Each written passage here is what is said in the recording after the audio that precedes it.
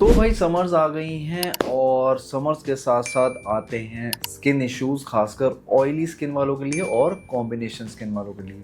तो इस वीडियो के अंदर मैं आपको एक सिंपल सा बजट के अंदर एक रूटीन बताने वाला हूँ स्किन केयर का, जो आप फॉलो कर सकते हो इस समर के अंदर। क्योंकि समर्स आते ही सबसे ज़्यादा प्रॉब्लम क्या आती है, एक्सेस ऑयल की या फिर ब्रेकआउट्स होते हैं। जो भी सनस्क्रीन वगैरह जो भी आप यूज़ करते हो वो मेल्ट होने लगती है फेस पे, और कहीं ना कहीं स्किन जो है डल भी लगने लगती है, पिगमेंटेशन, टैनिंग, बहुत सारे इश्यूज आप फेस करते हो खासकर समर्स के अंदर। तो ये रूटीन होने वाला है ऑयली स्किन वालों के लिए और कॉम्बिनेशन स्किन वालों के लिए। सबसे पहले समझ लेते हैं कि भाई स्किन टाइप होते कैसे हैं। अगर आपकी एक ऑयली स्किन है तो दिन भर आपकी स्किन पे भाई बहुत ज़्यादा ऑयल आता होगा, स्किन ना शाइन लगती होगी आपकी स्किन पे। और वहीं दूसरी तरफ कॉम्बिनेशन स्किन वालों के लिए जिनके टी जोन पे बहुत ज़्यादा ऑयल आता है और रेस्ट ऑफ द फेस जो है ड्राई या फिर नॉर्मल भी रह सकता है। तो इसके अंदर अब मैं आपको ऐसे प्रोडक्ट्स बताऊंगा जो आप डे एंड नाइट में फॉलो कर सकते हो। बजट के अंदर अफोर्डेबल रूटीन होने वाला है और कोई भी ऐसा प्रोडक्ट नहीं है जो कि हाई प्रोडक्ट मैं आपको नहीं दिखाने वाला हूँ। बिल्कुल ऐसे प्रोडक्ट जो कि जेन्युइनली काम करते हैं, मैंने खुद ट्राई करके देखे हैं, और कोई भी स्पॉन्सर्ड नहीं है प्रोडक्ट इसमें। सबसे पहले मैं बता दूँ, कुछ भी स्पॉन्सर्ड नहीं है। So without wasting any time चलिए वीडियो शुरू करते हैं। तो गाइस सबसे पहले आता है क्लेंजिंग। तो सबसे पहला स्टेप होता है वो है क्लेंजिंग। तो उसके लिए आई वुड सजेस्ट कि आप एक, जो मेरा फेवरेट है वो है सिंपल का ये वाला फेस वॉश। देख सकते हो कितना सा बचा है। तो बहुत ही सस्ता आता है, 200-300 का आता है ये, और लंबा टाइम चलता है। तो बहुत टाइम से मैं इसको यूज़ कर रहा हूँ और ज़रा सा बचा है, और इसकी जस्ट ज़रा सी ड्रॉप मैं यूज़ करता हूँ और पूरा फेस मेरा क्लीन हो जाता है। ये चाहो तो आप ऑयली स्किन के लिए भी यूज़ कर सकते हो, कॉम्बिनेशन स्किन वाले इसको यूज़ कर सकते हैं, सेंसिटिव स्किन वाले भी यूज़ कर सकते हैं। कोई हार्श केमिकल्स इसके अंदर नहीं है। बहुत जेंटली ये आपके फेस को क्लीन करता है, बट हाँ बहुत ज़्यादा एक्सपेक्ट मत करना कि बिल्कुल डीपली आपका स्किन से ना ऑयल निकाले। बहुत जेंटली रिमूव करता है जितने भी इम्प्योरिटीज़ हैं, ऑयल है। बाकी नो डाउट बहुत ही अच्छा ये फेस वॉश है। अब इसके साथ अगर आपको चाहिए कि भाई अच्छे से ऑयल को निकाले वो, तो उसके लिए आप सीटाफिल का ये वाला यूज़ कर सकते हो। ये वाला तो वैसे नॉर्मल वाला है मेरे पास, ऑयली वाला थोड़ा और महंगा आता है। अगर आप ऑयली, और ना एक और चीज़ है कि सीटाफिल के जितने भी आप मैं प्रोडक्ट्स यूज़ कर रहे हैं वो तो बहुत ज़्यादा इनकी क्वांटिटी ना कम आती है एज़ कम्पेयर टू जो प्राइस ये ऑफ़र करते हैं। तो बड़ी क्वांटिटी आप मंगा सकते हो, बट बहुत ज़्यादा क्वांटिटी यूज़ में आती है क्योंकि एक क्लेंज़र है और इसकी भी एक बहुत ही लाइट सी फोम है। बट ये आप यूज़ करोगे ना, इसकी ज़्यादा क्वांटिटी लगती है और जल्दी ख़त्म भी होता है। तो इसकी जगह आपको मैं रेकमेंड करूँगा मिनिमलिस्ट का ये वाला सैलिसिलिक वाला। तो ये एक तो आपके एक्ने पे काम नहीं करता, बिल्कुल भी रिमूव करेगा, ऑयल जो एक्स्ट्रा बिल्डअप हो रहा होगा वो रिमूव करेगा, लेकिन एक्ने पे काम नहीं करता। लेकिन ये वाला जो है मिनिमलिस्ट का, ये आपका एक्ने पे भी काम करता है। जो आपके फेस पे एक्सेस ऑयल आता है वो इसके अंदर, क्योंकि सैलिसिलिक एसिड है, तो आपके ब्लैक हेड्स, वाइट हेड्स पे काम करता है। जो ओवरऑल बिल्डअप हो रहा होता है ऑयल का, डीपली पोर्स क्लीन करता है। तो ये वाला आई वुड रिकमेंड कि अगर आपको एक्ने प्रोन स्किन है, कॉम्बिनेशन है, ज़्यादा ऑयल के लिए अगर आपको स्ट्रिप करने के लिए चाहिए तो आप ये यूज़ कर सकते हो। तो ये आप सुबह यूज़ कर सकते हो एक फेस वॉश, एंड रात को अगर आपको अपनी स्किन को ट्रीट करना है, ये वाला आप रात को यूज़ कर सकते हो। दोनों ही बहुत अच्छे हैं। सो आई वुड सजेस्ट कि ये वाला आप सुबह आपने कहीं जाना है, करना है, तो जेंटली रिमूव कर देगा, कोई स्किन पे इशू नहीं आएगा। सेंसिटिव स्किन है, नॉर्मल है, ड्राई है, ऑयली कॉम्बिनेशन, मेरे हिसाब से हर कोई इसको यूज़ कर सकता है, बहुत ही बेस्ट है। लेकिन ये वाला है, ये आप रात को सोने से पहले आप एक क्लेंजर आपको यूज़ करना चाहिए जो कि इफेक्टिवली काम करे, सारे दिन की डर्ट इम्प्योरिटीज उसको हटाए। तो उसके लिए I would recommend this.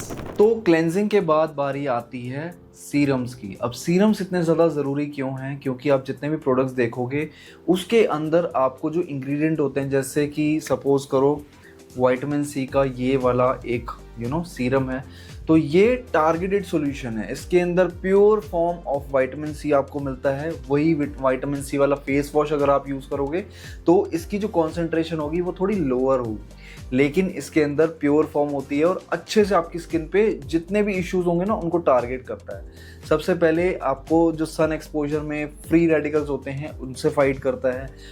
Face पे पिगमेंटेशन है, टैनिंग है, डल हो गया फेस, फेस के कॉम्प्लेक्शन को इम्प्रूव करता है, ब्राइटनेस बढ़ाता है, चेहरे पे ग्लो लेकर आता है। बट इसके साथ साथ आपको ये भी देखना पड़ेगा, कोई स्किन पे एक्टिव एक्ने नहीं होने चाहिए, एक्टिव एक्ने को वर्स कर सकता है। डार्क स्पॉट्स हो चलेगा, उन पे काम करता है, लेकिन कोई एक्टिव एक्ने नहीं होने चाहिए। अगर आपकी स्किन डल हो चुकी है और अगर आपको कुछ ऐसा सीरम चाहिए जो आपकी स्किन के कॉम्प्लेक्शन को बढ़ाए, स्किन को ब्राइटन अप करे और एक रौनक लेके आए आपके चेहरे पे, then go for this one. ये क्लियर्स का विटामिन सी है। मैंने बहुत सारे विटामिन सी ट्राई करे हैं, लेकिन ये वाला एक डर्मैट्स भी रिकमेंड करते हैं, तो मैंने खुद बहुत रिसर्च करी है, तो क्लियर्स का ये वाला मैं रिकमेंड करूँगा, आप इससे स्टार्ट कर सकते हो। और इसकी कॉन्सेंट्रेशन भी बहुत ज़्यादा नहीं है, कई 10% 15% की तरफ जाते हैं, लेकिन इसकी कॉन्सेंट्रेशन काफ़ी कम है, तो आप एज अ बिगिनर आप इसको स्टार्ट कर सकते हो। आपको कब इसको लगाना है, जब आप फेस वॉश कर लोगे तो फेस को पैड ड्राई कर लेना, उसके बाद 3 से 4 ड्रॉप्स। कई लोग, मैं इन्फ्लुएंसर्स देख रहा हूँ भाई, इतनी गलतियाँ करते हैं कि वो ड्रॉपर को ना बार बार यूँ घिसते हैं, तो ऐसा नहीं करना आपने। कंटेमिनेट होता है आपके फेस पे, ऑलरेडी कुछ हो सकता है, फिर आपको ड्रॉपर वापस आप इसके अंदर डालोगे तो इससे ख़राब हो जाती हैं चीज़ें। तो आपको ना ये ड्रॉपर को बस ऊपर से ही ड्रॉप डलनी चाहिए। मैं देख रहा हूँ काफ़ी क्रिएटर्स ये चीज़ करते हैं कि भाई बिल्कुल घिस देते हैं ड्रॉपर को, स्किन पे नहीं घिसना है। और दूसरा, आपको ऐसी जगह इसको रखना है जहाँ पे लाइट ना पड़े, बिल्कुल भी ऐसे सिक्लूडेड जगह, बिल्कुल आइसोलेट करके, बिल्कुल एकदम डार्क जगह रखना है जहाँ धूप भी ना पड़े, लाइट भी ना पड़े। नहीं तो देखना, अगर आप एक बार धूप पे धूप में रख के देखना कि बिल्कुल काला पड़ जाएगा, ब्राउनिश हो जाएगा, वो मतलब यूज़ करने लायक नहीं रहा है। तो इसको अगर आपको लगातार यूज़ करना है तो किसी ऐसी जगह रखना अंधेरे में, ताकि खराब ना हो। और ये आपको डे टाइम में ही लगाना है। उतना ज़्यादा क्या कहते हैं, विटामिन डी की एब्जॉर्प्शन को बढ़ा देता है, अच्छे से काम करता है। उसके बाद आप नॉर्मल अपना रूटीन फॉलो कर सकते हो। तो इसके बाद बारी आती है, ये आप डे में फॉलो कर सकते हो, विटामिन सी। और सूट कर रहा है या नहीं कर रहा उसको देखने के लिए आपको अपने नेक पे लगा लेना, थोड़ा 3-4 ड्रॉप लगा के हल्का सा पैड कर लेना, ड्राई कर लेना उसको, मतलब जब तक वो एब्जॉर्ब हो जाए। और एब्जॉर्ब भी ऐसे नहीं, बिल्कुल रगड़ना नहीं है, किसी भी सीरम को लगा के हल्का हल्का हल्का ऐसे पैड करना है ताकि एब्जॉर्ब हो। उसको एब्जॉर्ब होने देना, 2-3 मिनट रुक जाना, तभी मॉइस्चराइज़र उसके बाद लगाना। कई लोग क्या घिस देते हैं, पूरा सीरम ही हटा देते हैं, तो वो गलती नहीं करनी। तो सुबह को आप विटामिन सी लगा सकते हो, but still I would recommend कि आप 2 सीरम इकट्ठे मत यूज़ करो। जैसे कि विटामिन सी और सैलिसिलिक है, तो आपने सुबह जैसे विटामिन सी लगाना चालू करा तो आप रेगुलर बेसिस पे इसको लगा सकते हो। बाकी अगर आपके स्किन पे एक्ने वगैरह हैं, स्किन पे ब्रेकआउट्स हो रहे हैं, ब्लैक हेड्स वाइट हेड्स हैं, तो उसके लिए आपको मैं रिकमेंड करूंगा मिनिमलिस्ट का सैलिसिलिक एसिड, जो पोर्स को क्लीन करता है, एक्सेस ऑयल पे भी काम करता है, और आपके एक्ने को हील करता है। कि मतलब कि अभी जो एक्ने हैं उनको तो ठीक करेगा ही, आगे फ्यूचर ब्रेकआउट्स पे भी भाई रोक लगा देता है कि आपको आगे कभी ब्रेकआउट्स ना हो आपकी स्किन पे, अंदर से ही क्लीन करता है।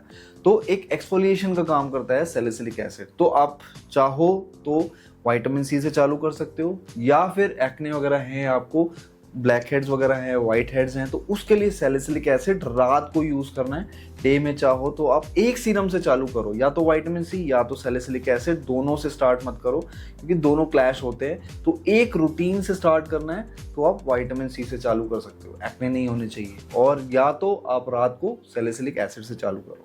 तो कई लोगों को ये वहम है कि अगर हमारी ऑयली स्किन है तो गर्मियों में हमें क्यों ज़रूरत है किसी मॉइस्चराइज़र की। तो ये सब एक मिथ है। अगर आप हाइड्रेशन नहीं देंगे अपने फेस को तो स्किन और ज़्यादा ऑयल जनरेट करेगी कंपनसेट करने के लिए, क्योंकि आप हाइड्रेशन नहीं दे रहे हो। तो उसके लिए मैं आपको रेकमेंड करूँगा मिनिमलिस्ट की ये विटामिन B5 मॉइस्चराइज़र। ये सिर्फ ऑयली और कॉम्बिनेशन स्किन वालों के लिए है, जो कि आपके एक तो काफ़ी ज़्यादा लाइट वेट है, ऑयल फ्री है, और दूसरा आपके पोर्स को क्लॉग नहीं करती।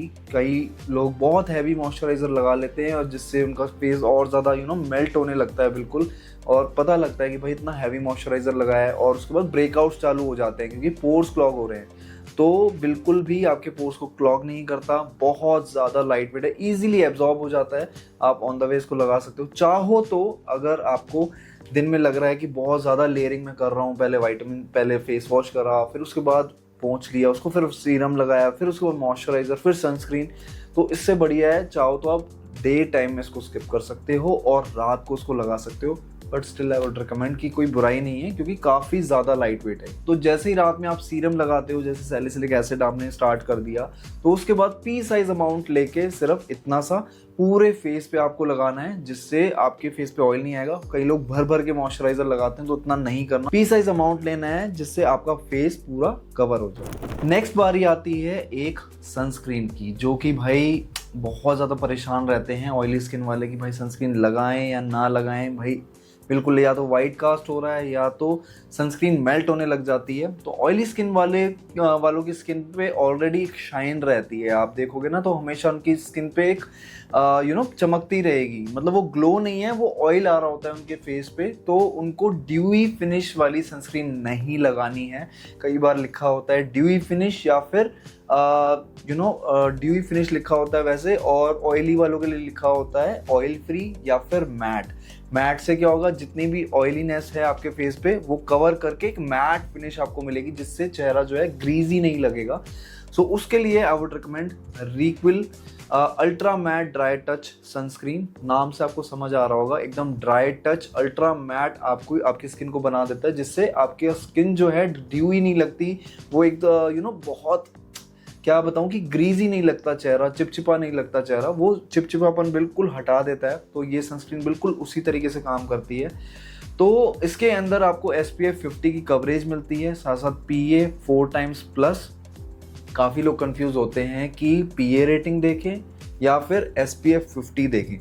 तो देखा जाए दोनों ही अपनी अपनी जगह ज़रूरी हैं, PA रेटिंग भी ज़रूरी है और SPF 50 भी ज़रूरी है। तो SPF 50 हम देखते हैं कि जैसे ये आपको प्रोटेक्ट करती है UVB रेज से, जो कि UVB से आपको स्किन कैंसर का रिस्क रह सकता है, या फिर आपकी स्किन पे रेडनेस आपको पता लगती है, सनबर्न जैसी चीज़ें आपको पता लगती हैं, जो सन एक्सपोजर मोस्टली जो इश्यूज होंगे ना वो आपको सन से आपको पता लगते हैं। तो ये सारी चीज़ें आती हैं, सनबर्न हो गया, स्किन इरिटेशन हो गई, रेडनेस होगी। आपने देखा होगा ज़्यादा घूमने से चेहरा बहुत लाल पड़ जाता है, वो UVB की वजह से होता है। तो SPF 50 की जो कवरेज है, जैसे SPF 20 अगर देखो, SPF 20 देखोगे तो आपको 93% की कवरेज मिलती है UVB से, और वहीं अगर SPF 30 देखो तो 97%, और वहीं अगर SPF 50 पे जाएं तो 98%। तो 30-50 में ज़्यादा फर्क नहीं है, 30 भी आप लगा सकते हो। और इसके बाद बारी आती है PA रेटिंग की। तो PA जितने ज़्यादा प्लस आप देखोगे उतनी अच्छी आपको कवरेज मिलेगी UVA रेज से। अब UVA रेज जो होती हैं उससे आपको होता है प्री मैच्योर एजिंग, बहुत जल्दी चेहरा बाहर ज़्यादा घूमने लग जाओ तो झुर्रियाँ आ जाती हैं, स्किन पे एजिंग बढ़ने लग जाती है, दिखने लग जाता है इंसान की भाई एकदम से एज बढ़ रही है। और दूसरा टैनिंग, पिगमेंटेशन जैसे इश्यूज़, तो ऐसे इश्यूज़ जो होते हैं वो आपको UVA रेज से होते हैं, जिससे आपको प्रोटेक्ट करती है PA+++ वाली रेटिंग। तो जितने प्लस लगे होंगे उतनी ज़्यादा आपको प्रोटेक्शन मिलती है। तो हमेशा नोटिस करना 4 टाइम्स प्लस होना चाहिए, SPF 50 होना चाहिए। तो ये दोनों चीज़ें होंगी तो वो एक अच्छी आपको सनस्क्रीन है। वाटर और स्वेट रेजिस्टेंट है, तो आपको पसीने नहीं आएंगे। साथ साथ काफ़ी ज़्यादा लाइट फील होता है स्किन पे, और कोई वाइट कास्ट नहीं है। तो इवन मेकअप के लिए भी लिखा है कि मेकअप के लिए भी काफ़ी अच्छे से काम करती है। तो बहुत प्यारा इसका टेक्सचर है, और जितने भी नॉर्मल स्किन है, ड्राई स्किन है, उनके लिए ड्यूई वाली होती है, और जितने भी ऑयली है कॉम्बिनेशन के लिए, उनके लिए ये वाली मैं हाईली रिकमेंड कर रहा हूँ। और हाँ, सनस्क्रीन आपको कैसे यूज़ करनी है, जैसे मैं पर्सनली एक 2 फिंगर रूल फॉलो करता हूँ। सनस्क्रीन को आपको 2 फिंगर पे ऐसे करके अप्लाई करना है। जैसे मैं इस तरीके से 2 फिंगर्स पे ऐसे लेता हूँ, तो अभी मैंने थोड़ी सी और अच्छे से लेना, मतलब अगर 2 फिंगर्स पे भी आप यूज़ कर रहे हो तो अच्छे से इसको लगाना। अभी भी थोड़ी कम ली है मैंने, तो दिखाने के लिए मैं आपको बता रहा हूँ कि ये आप ऐसे 2 लाइंस खींच दो सनस्क्रीन की। उसके बाद क्या करना है आपको, एक तो फोरहेड, दोनों चीक्स पे लगानी है, नेक के फ्रंट में, और लेना चाहो तो एक दो लेयर और ले लो, और उसके बिहाइंड द नेक। कई लोग बिहाइंड द नेक भी इग्नोर करते हैं, और अच्छे से पूरा स्किन अपनी कवर कर लो। और सिर्फ यही नहीं, आप निकलने से 15 मिनट पहले लगानी है, और ज़्यादातर अगर आप बाहर हो तो साथ में लेके जाओ। 3 से 4 घंटे बाद आपको सनस्क्रीन ज़रूर लगानी चाहिए। कई लोग क्या करते हैं कि एक बार लगा लिया तो निकलते ही जस्ट लगा लेते हैं, क्योंकि 15 मिनट लगते हैं इसको एक्टिवेट होने में, तो 15-20 मिनट पहले लगा के निकलो। ज़्यादा एक्सपोजर ज़्यादा है, बाहर आउटडोर बहुत ज़्यादा देर हो, जैसे ट्रैवलिंग वगैरह पे मैं अभी गया था तो लगातार मैंने किसी दिन मिस हुआ तो भाई मुझे पता लग रहा था स्किन पे कि भाई टैनिंग वगैरह स्टार्ट हो रही है। तो ट्रैवल वगैरह कर रहे हो तो लगातार 3 से 4 घंटे बाद हमेशा लगाते रहो। बीच में ये ज़रूरी नहीं है कि आप 2 फिंगर ही फॉलो करो, 3 से 4 घंटे बाद लगा रहे हो, थोड़ा अमाउंट लेके अपना फेस एटलीस्ट कवर करो। तो गाइस ये थी video on summer skin care routine for oily and combination skin. I hope आपको पसंद आई होगी, और इसमें से कोई भी ऐसा प्रोडक्ट नहीं था जो मैं आपको स्पॉन्सर कर रहा हूँ कि ये वाला लो या ये वाला लो। आप खुद भी, मेरा पर्सनली मोटिव यही था कि आप खुद भी आप रिसर्च करो तो आपको पता लगे कि क्या क्या चीज़ें मुझे अपने लिए देखनी है किसी सनस्क्रीन के अंदर या किसी फेस वॉश के अंदर या क्लेंजर के अंदर, या सीरम भी मैं लगा रहा हूँ तो क्यों लगा रहा हूँ, किस वजह से लगा रहा हूँ। तो प्योरली मेरा यही मोटिव था। बाकी जितने भी प्रोडक्ट्स मैंने बताए हैं उन सब के लिंक्स आपको मिल जाएंगे डिस्क्रिप्शन से। बाकी चाहो आपकी चॉइस है, आप भी अपनी तरीके से रिसर्च करके आप बाय कर सकते हो। फिलहाल के लिए thank you so much for watching, और अगर वीडियो अच्छी लगी हो सो डू कंसिडर सब्सक्राइबिंग।